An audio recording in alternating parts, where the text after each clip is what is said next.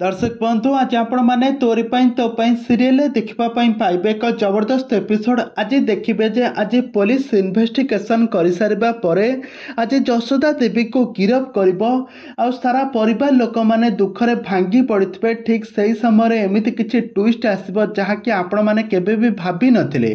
जशोदा देवी सबू प्रमाणर आज police investigation कर सारिबा परे सबू भूलर कारण होउछंती जशोदा देवी।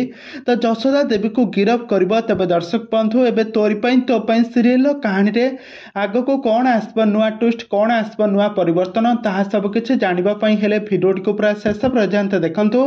आ पूर्व जदि आपण मैंने आम चैनल को सब्सक्राइब करना सब्सक्राइब कर पाखर थिबा बेल आइकन को दबाई दियंतु। दर्शक बंधु आज आपण मैंने तोरी तो सीरियल देखापी पाइबे एक जबरदस्त एपिसोड देखापी पाइबे। आज देखिए जे किसी ट्विस्ट देखापी पाइबे।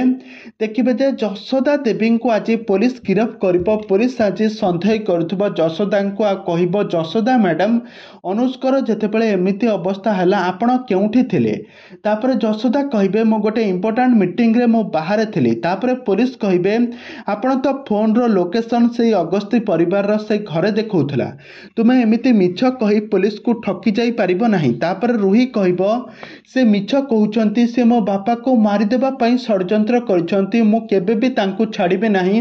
मते सठिक भाव में मते न्याय दरकार मु मो बापांको पई मु कोर्ट पर्यंत जीवी। तापर रूहीर एमती मिछर भांडार कथा को पुलिस सहजरे विश्वास करनेब आउ जशोदा देवी को गिरफ करी तांको हातरे हाथकड़ी पकाई सारा परिवार को आगरे तांको घोषारी घोषारी नहीं जीव थाना को। तेबे दर्शक बंधु चिकी कांदुथिबे सारा परिवार लोक माने कांदुथिबे।